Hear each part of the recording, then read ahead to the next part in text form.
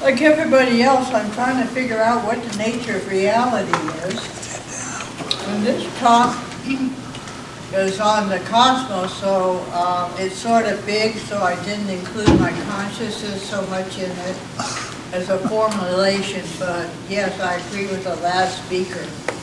You have to take in the nature of your own perception to understand what you're really observing. And the fact that there's many states of observations.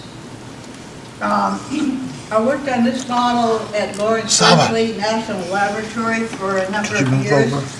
Thank you. And That's good. Thank you. We'll go back. Some of the current work I'm doing with JJ and Desiree Hurtak of the Academy for Future Science, which means it doesn't exist in the now, but it will exist in the future. So that's about time machines. And they've been very helpful in some of my current research. Our theory is based on 5 propositions which unify to attempt to unify the branches of physics and the 4 force fields. A fundamental goal of constancy of the universal constants is very important. And in the multi-universe, people said, well, maybe there are other constants, but you have to be able to detect the other universes to have them be something to consider as real and viable. The fundamental significance of the goal I'm taking is canonically conjugate variables comes out of the Hamilton-Jacobi mechanics that led to the quantum theory of abelian and non-abelian algebras. The geometrical interpretation of the space-time manifold in terms of quantities that comprise a multi-dimensional space. The introduction of new quantized procedure, an introduction of a 10 and 11-dimensional Descartes space. I've also worked with a complex dimensional 8 and 12-dimensional space. But this is actually real dimensions and not rolled up dimensions. And in the multi-dimensional geometry, I think that's the only approach we can take to get a true attempt at a unified field theory. I use the Planck units and I call them extended dimensions. I had ED, but that's standard for erectile dysfunction, so that's why I put an END to distinguish what I'm doing from Viagra. And of course, here the standard length, whole time, momentum, and energy. And what's really interesting is this inspired John Wheeler, who inspired me. John Wheeler has been a great friend of mine, and we have sort of converged our paths over the years, and I'm sorry he's no longer with us. Then I make a set of paired variables that are canonically conjugate variables that are Heisenberg-like in that they're non-abelian algebras. So I have a set of these variables that make up, like for instance, whoops,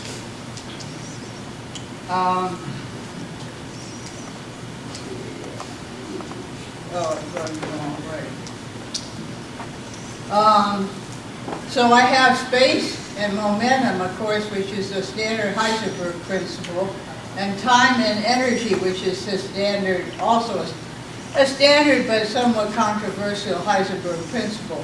But I make another set of these, and so I come out with 6 because I have momentum and energy, which is also a 4 space. This is a 6 space. This is a 2-dimensional space. This is actually a 4-dimensional space. And this is a 4-dimensional space, which actually is a Minkowski space. We consider one component of each vector for simplicity in our initial model.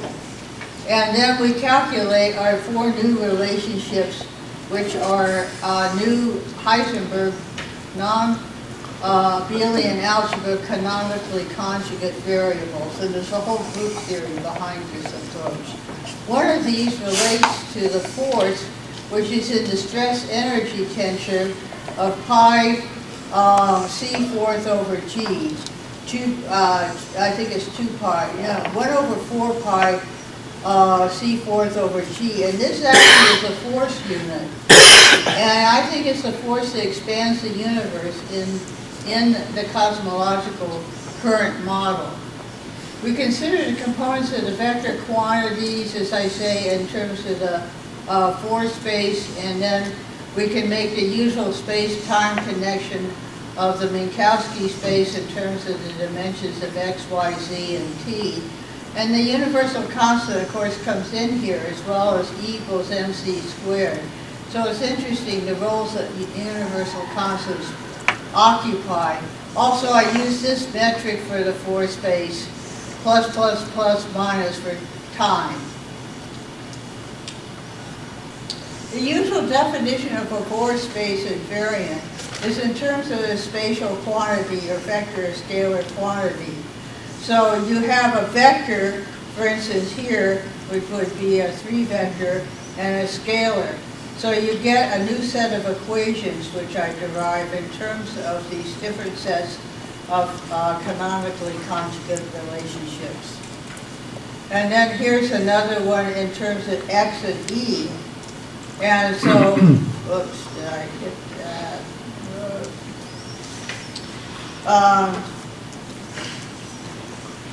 X and E, which makes up force space, and then expressed in terms of the stress energy term in Einstein's field equations. The generalized invariant can be written such as this, where we have a matrix relationship that combines all these sets of canonically conjugate variables for the 10-dimensional space. And then this is a set of invariant relations, like the invariant of the Minkowski S squared, in terms of a whole set of dimensional pairs, combined with like xt being the usual space-time metric. But also you can have PE, momentum and energy, X and E. And then, and these are, the constants of these are in terms of the velocity of light squared and what I call the force that expands the universe, which is in the stress energy metric. I might call it the Rauscher force, and then everybody can disagree with that, so that would be good. And so we have then a generalized set of Minkowski's metrics, which I explained before. Here we formulate the manner in which we solve Einstein's field equation in an n-dimensional Descartes space. I call it a Descartes space because Descartes suggested space and time. But he also said dimensions of energy, momentum, and so forth, so dimensions. And in a book on that Einstein wrote the foreword to on republication of Descartes' work, he gave Descartes the credit for him thinking of the Minkowski space, which Minkowski had thought of, but to be interested in that in developing a 4-dimensional space. We've tried to formulate a quantum cosmology, and to be fair, I say tried, because we have to try to see whether there's a way of making a self-consistency between the gravitational theory and the quantum mechanics. And I don't know, things like they're discussing the gravitational waves that's been announced in the 60s, and what the facts are for that, I don't know. But it's going to be interesting to see how that plays out. They still haven't found it. But They still haven't found any gravitational oh, well, waves. they're claiming they have recently, but I don't. I just read the article, and I would say it doesn't meet my criterion, which is meeting the experimentalists and looking at their facility and see how they analyze the data, how they massage the data. So we're trying to find a self-consistency between the Big Bang model, Einstein's field equation, and without Gus' inflationary model. I might as well tell you what I don't believe in. I think the inflationary model is ad hoc. People can ask me questions or give me answers about that at the end of my talk. But it seems too ad hoc. It doesn't make sense to me because I don't see how there's enough energy, there's latent energy to cause the exponential inflation in the early part of the universe. Also, there's an issue about the Big Bang cosmology, and you'll see that I've modified that. A second thing is about multiverses. Multiverses seem to imply to me, like from the Evergrande-Wheeler model, that you have to be able to detect them. I can hypothesize anything I want. In fact, I can hypothesize the moon's made out of cheese, but it isn't. And so it's about observer going off the deep end, because some observers aren't too good. But the point is that unless it's measured, unless I see something that looks like real data, and I'm still shouldn't be a skeptic. I think it's 10 sigma now on the Higgs particle, but I still like to go to CERN and check their data.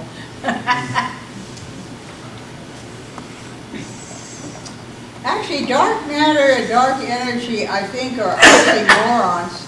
I think they're real effects like the flat rotational curves for the galaxies, and I also think that there may be acceleration at the distant supernovas. But as far as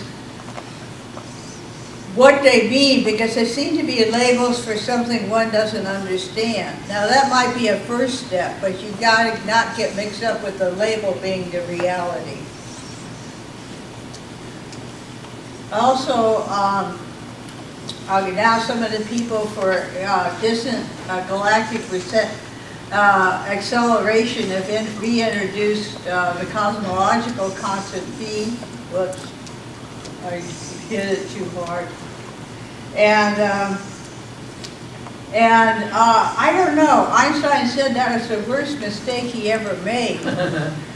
Because of course then Hubble came out with the expanding universe and the redshift model. But there's also blue shifted optics, which were discussed in the 60s and not anymore. So I wonder about that. That's something to be considered. So you can calculate the Hubble's expansion in terms of course, 1 over the age of the universe, however old you think it is. And I predicted when I was working on this initially in the 70s that the universe would be about the age they have now. So that means that probably it's really older than I think. Because every time they make a time mark on space and time, it seems to get bigger to what they think is going on. Then you can calculate the given redshift, where lambda is the rest frame, the lambda is the rest frame wavelength.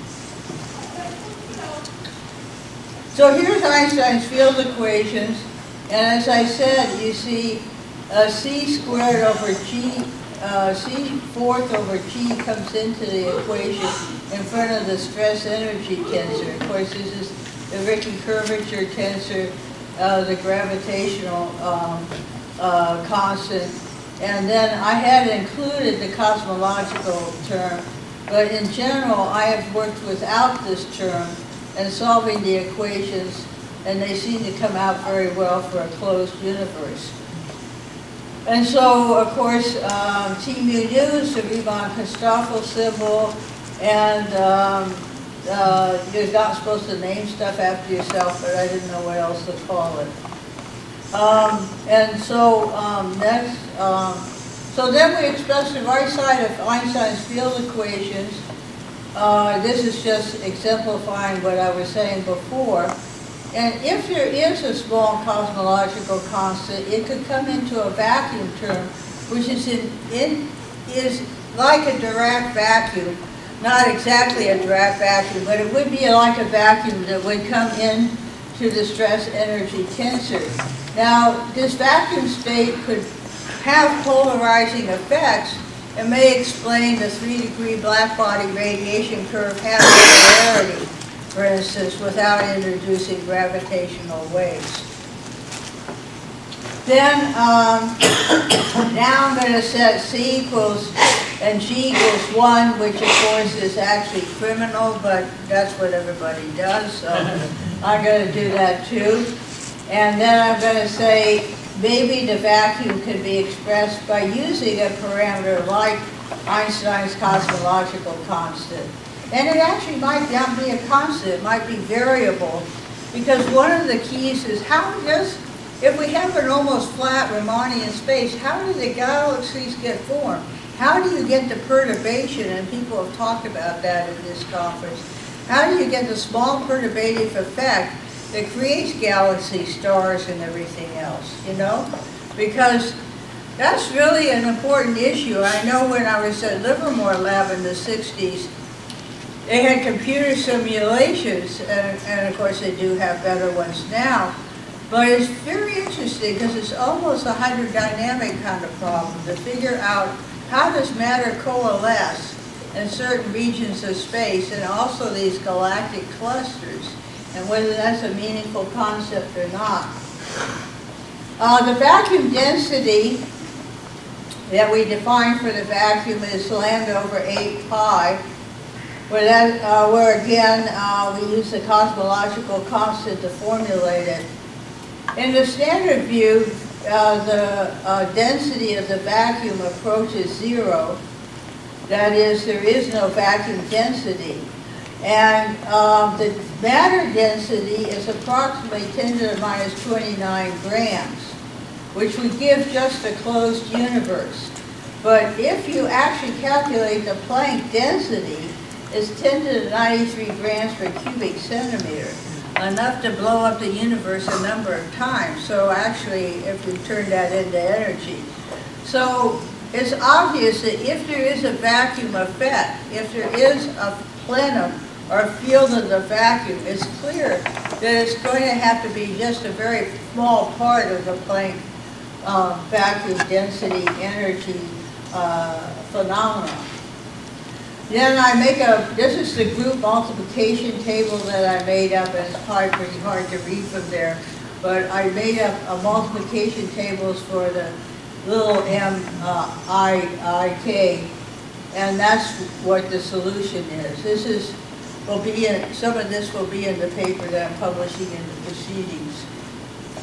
The expansion for the Hubble's constant for the now universe gives us a density of 10 to the minus 29 grams. Now that's where the dark matter and dark energy concept got thrown in, because it isn't enough to close the universe, just a closed universe for k equals 1. So where is that energy coming from? Well, I don't really know, but we could come partially out of the vacuum energy because it's so huge. We might be able to turn some of that into actual effect in the physical world, just like vacuum state polarization affects plasma physics and solid state physics, just like it affects virtual states and particle interactions. So it isn't a really way out hypothesis because there's roles for it. Then you can write the density in terms of 3 times the Hubble's expansion, 8 pi g. And then, of course, the velocity over RH is actually the velocity of light. Now, Hubble's constant is about 10 to the minus 18. It's in that order of magnitude, centimeters, seconds per centimeters. And they're refining this number, but it still gives approximately this kind of a density in the universe.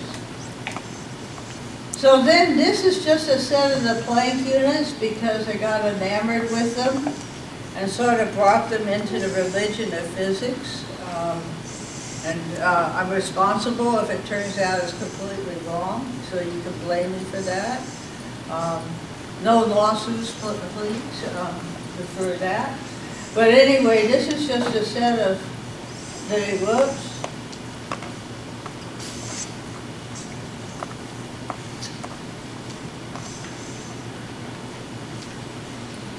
Okay, this is just a set of the Planck units. See, when I pushed it, I'm doing my fingernail. No, still getting.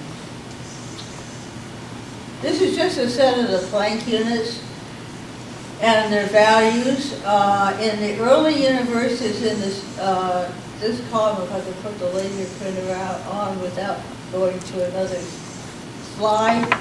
And then this is in the present day universe. So this is like an evolution of the universe from cosmogenesis to current universe.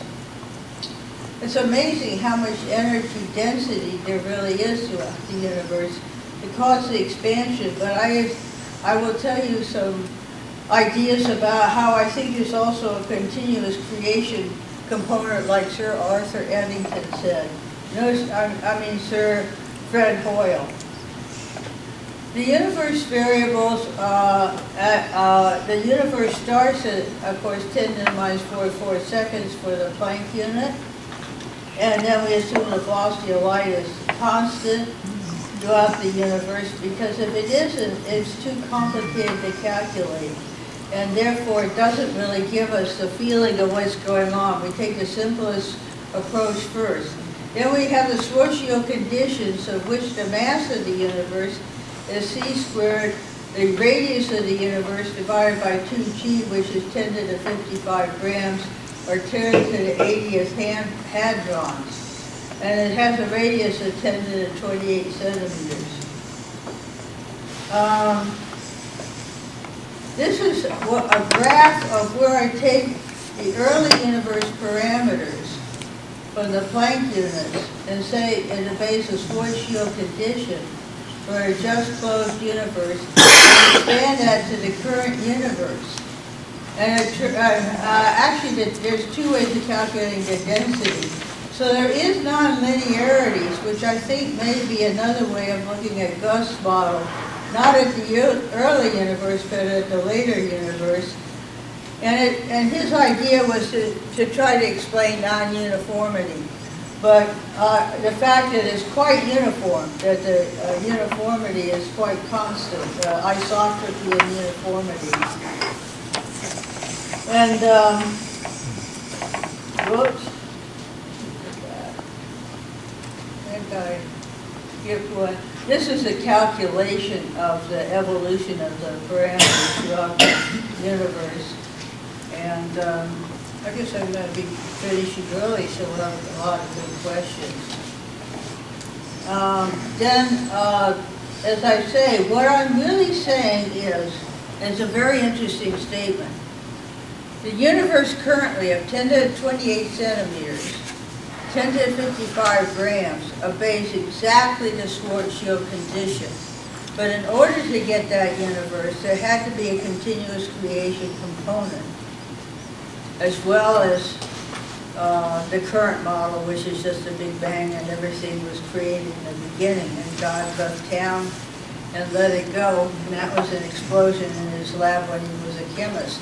But I think that, in fact, there is a continuous creation component, and that's the only way you can get a consistency between Einstein's field equations and the current data in the universe. Now, obviously, we're frozen at a point in time. If the universe continues to expand, then it would imply that the matter, or the amount of matter in the universe, is going to continue to increase. So that still would be part of the continuous creation model. It appears that we may be able to reconcile the continuous creation and Big Bang cosmologies in what I call our little whimper model, where a rotation in the 10 space yields matter and energy. So it's like a space-time rotation that yields matter and energy as a transform of the canonically conjugate variables. The initial conditions exploded as a mini black hole that got larger, but it always maintained a black hole solution. The black holes, I hypothesized and published a series of papers in the early 70s on black holes as being real physical objects, and now I'm vindicated with the current ideas about the galactic center black holes, stellar black holes, and otherwise. It's been very interesting. Now I have to find out whether I think that they're right about their observations, and see whether I think they're really real. But I think they might be. I mean, I'd be happy. I can go to bed to sleep better, thinking maybe they are, but just don't want to get too close to them because I don't want to get spaghettified. So then we have a larger scale black holes and the surrounding plasma field, and I did a scaling law. The one that I did on the evolution of the universe I call a scaling law, but I did another one calculating the size of black holes versus their fundamental frequency of oscillation. So, and the oscillation, whoopsie daisy, their oscillation is augmented by a plasma field surrounding the black holes. And it seems to be polarizing the energy vacuum near the black holes. It also has to do with explaining Hawking radiation. And it may, as I say, it may in part explain Hawking radiation, which is, of course, the electron-positron pair virtual photon effect in producing electron-positron pairs in high-energy conditions. It also seems apparent that every aspect of reality depends on every other aspect, and I have to quote my friend Henry Stapp. Every part of the universe depends on every other part. The bootstrap model of elementary particles developed by Jeff Chu, who was on my PhD thesis at Berkeley, is another statement of this proposition. And everything is made out of everything else. And I really think that a lot of us are looking for what we might call Einstein's unified theory or unified field effects in many different ways. And I see a lot of commonality in some of those theories. And of course, that's our striving to take the picture, as the earlier speaker said, from the mind and see how much it matches reality, because there is a feedback. And you can tweak reality by doing experiments, and that's what's so lovely. You can theorize out the yin-yang, which I love, but I love doing experiments too, to see whether I can tweak the universe and find out what it all means. And I have to get the whole thing solved of all the nature of reality in probably in the next 25 years, but you know, I can use all the help I can get, so that's my presentation.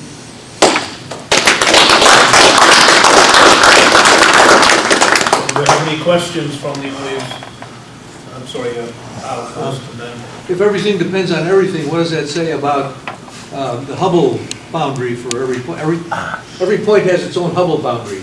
Well, and they don't all overlap, do they? Well, you see, I also have another theoretical approach where, and I'm intrigued by the non-locality of the EPR Bell's theorem experiment. Now, of course, that's quantum mechanical, so how far can that be taken into a macroscopic approach? But I have a formalism that formulates a relativistic non-locality theory in a complex 8 space. And about the Hubble's boundary, it's very interesting because what really can or cannot get in and out of a black hole, like the event horizon, I think there must be some information that does, because even the Hawking radiation sort of says that breaks down to some point, I think. Okay, Anton. Just a quick question. The whole Big Bang theory and the expansion and inflation, etc., is all based on Einstein's field equations, which is just gravity-based. Why is the electromagnetic forces ignored in cosmology? Oh, very good question. That was the paper I was going to get ready and present, but I didn't get it ready in time. And what it is to expand this 10 space to include electromagnetic canonically conjugate variables. And I've worked that out. So I've got the physics worked out, but I hadn't got it all in the form of a paper, and I don't know if Richard will let me submit another paper. It's on the electromagnetic part of this. Punchline. What's the punchline up there? What's the punchline? I think there's just kind of a cool self-consistency in the macroscopic, and this is the macroscopic stuff. On the microscopic stuff, I think it also involves a multidimensional geometry. And these are extended dimensions, unlike the standard model with the Kaluza-Klein wrapped up dimensions.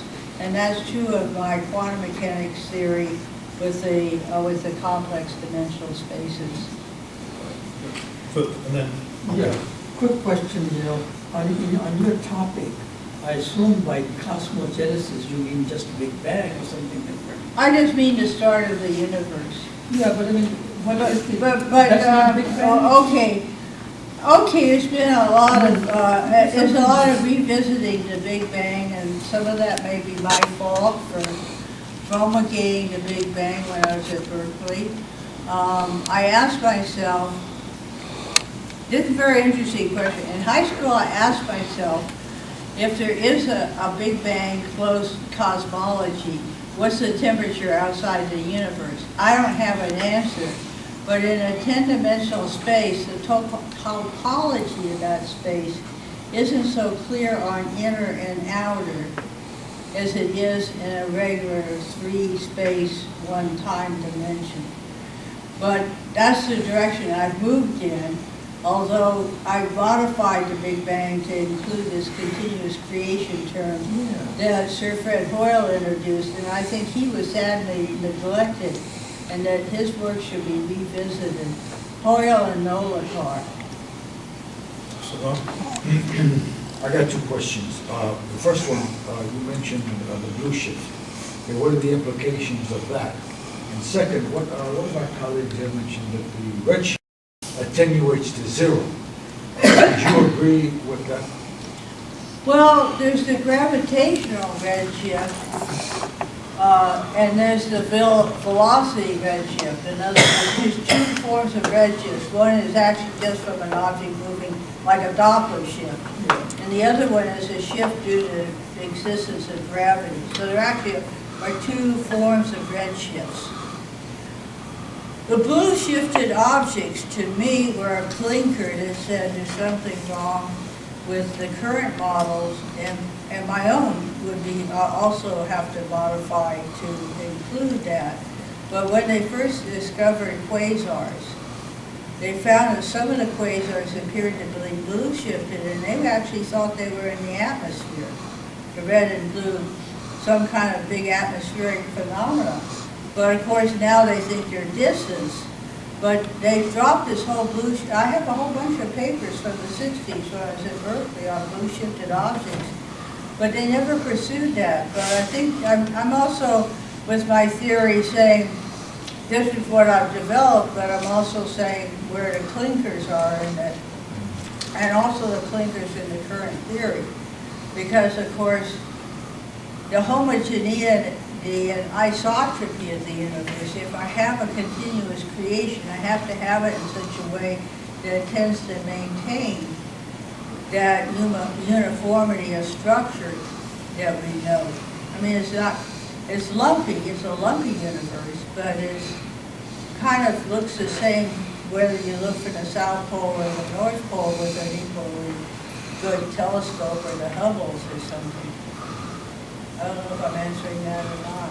Well, I was wondering what the implication of the blue shift would be. Well, I would say I actually thought of a very Star Trekian kind of approach, and that was that there would be white holes as well as black holes, and the white holes would be part of the continuous creation. So maybe that process would come out of the blue shifted process, depending on how we're observing it in the cosmos and how it's aimed towards us. Elizabeth, this isn't exactly on what, but something when one shows these diagrams of the beginning of the universe, with 10 to the minus 10 seconds, what always comes to my mind is if clocks slow down, presumably to zero when the mass gets very high from gravitational shifts, how can we draw and even think about graphs that show? I don't agree with your graph. What I say is there's a bunch of big bangs. In other words, there's a whole bunch of, it's not just one big bang, because I can't see how that could produce all this stuff.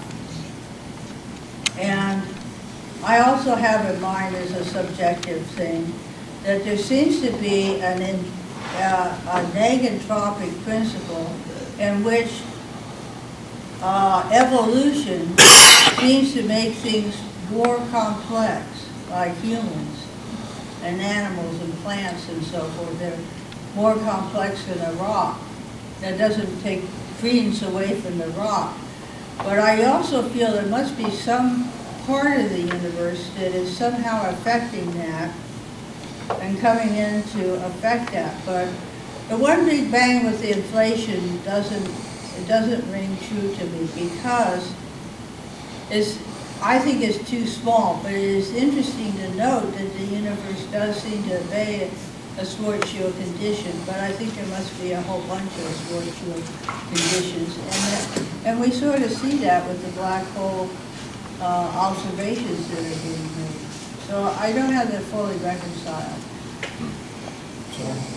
I haven't heard many people speak of the gravitational redshift before.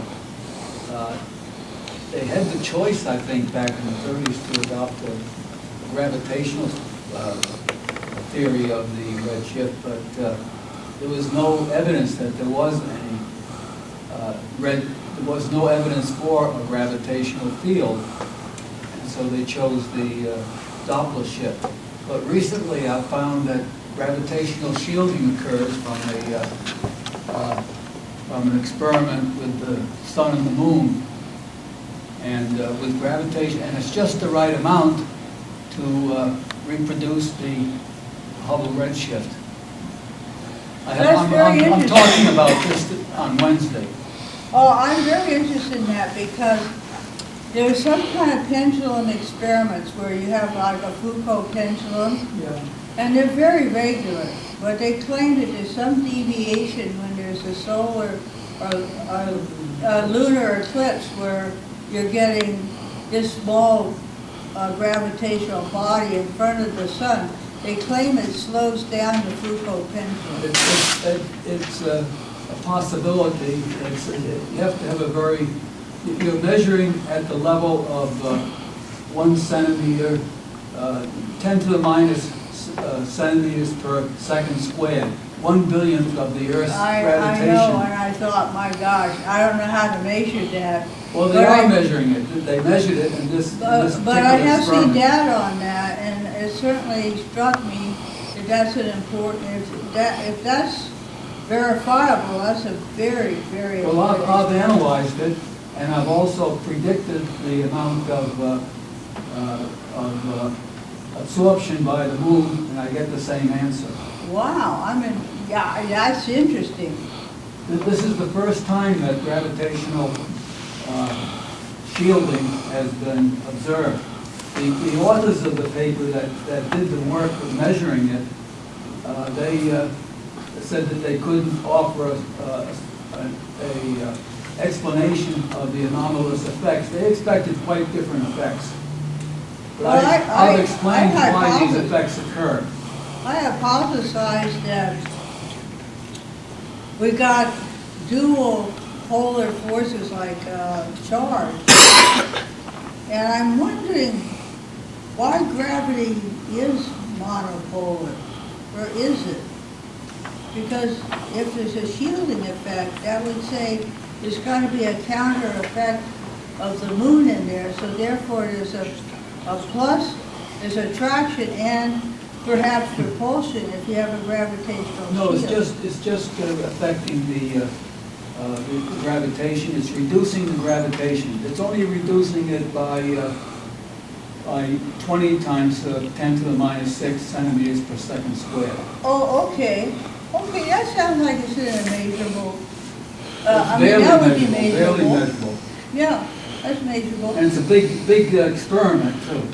Oh, I want to hear about that. That's great. Well, we'll be hearing about that shortly, so Albrecht, You have said the gravitational constant may be constant or maybe not constant.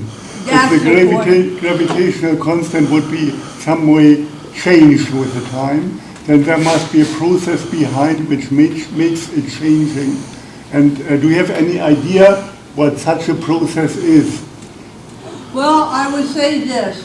I think the way it's being used, and for the distant supernova to look like they're speeding up, would mean to me that the gravitational constant has to be a variable, because if I take a Hubble's expansion, it looks pretty good up to here, and then all of a sudden it's going up to here, then I'm thinking it's going to continue to change as the universe keeps evolving. And so therefore, I would say lambda has to change. Now, whether it's a difference in accessing the potential available energy in the vacuum, I don't know. In other words, if that was somehow being activated, I kind of like that approach better than whatever they mean by dark energy. I have an Yeah, answer on that. good. When they occurred back in 89, so 98, I did a similar Hubble diagram with the brightest cluster galaxies, and I didn't see the effect. So the effect is, I found that the effect is associated with large bursts of energy, like the GRBs or the supernova. In effect, it creates a square wave. The explosion can be simulated by a square wave, and if you take the Fourier analysis of that square wave, and you have a range of frequencies, and you redshift each single frequency, and then propagate it towards the observer. And if the observer, you reconstitute the pulse is spread by 1 plus c, and that accounts for the added distance which they saw. I've told the supernova people about this several times, but I never get an answer. Very interesting, because somehow, So it's a okay, mistake. there are two things that I don't know how to explain, is the flat rotation curves. But there are some calculations I've been working on to see whether I can understand that, not as a dark matter problem, but as some relatively known physics. But the dark energy seems to me, I don't know how good those observations are, but I think there's something that, like you're suggesting, that needs to really Well, be... this is exact. It's It a very strong effect. makes sense to me, and I know that the guys don't want to listen. No. No, well, I tell you what, I told my students that if they think I'm wrong to mention it, because there's no point being so attached to your illusion, as you pointed out, your made-up vision of the universe. Unless you can't absorb something new. sorry, what's another question? No, to continue with this question of the constancy of the gravitational constant, I think this has also to do with the question of multiverses, which you also mentioned.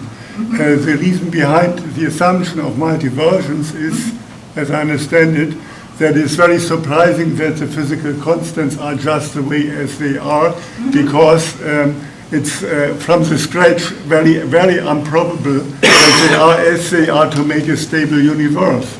On the other hand, if the gravitational constant, which is one of these constants, depends on other constants, like the speed of light or other things, and the speed of light depends again on the extension of the universe.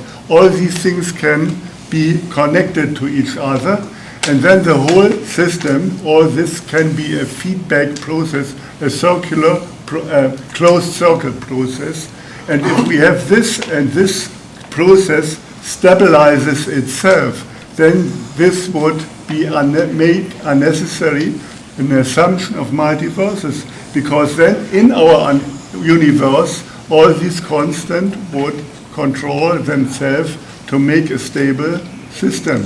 So that is a question behind it. Yeah, it is a question. So, okay, if I change, like the expansion of the universe, I think it was Dirac in 1931 and 32, published 2 papers, where he said, what if G depended on T? That is, G got weaker, so things expanded. But once you start changing, it gets to be a can of spaghetti, because if you change any constant, you can change it any way. And it seems to me, I kind of believe in a religion, that somehow the constancy of the universal constant is very important to make this universe the way it is. And whether there's other universes with different constants, how do I detect them? Because my measurement and my equipment is based on these constants. It's based on making instrumentation that's based on these constants. So if the other universe didn't have T equals 1 over F or something for Fourier analysis, what would I get to a point where you may not see them and therefore they wouldn't be viable. But it's an open question.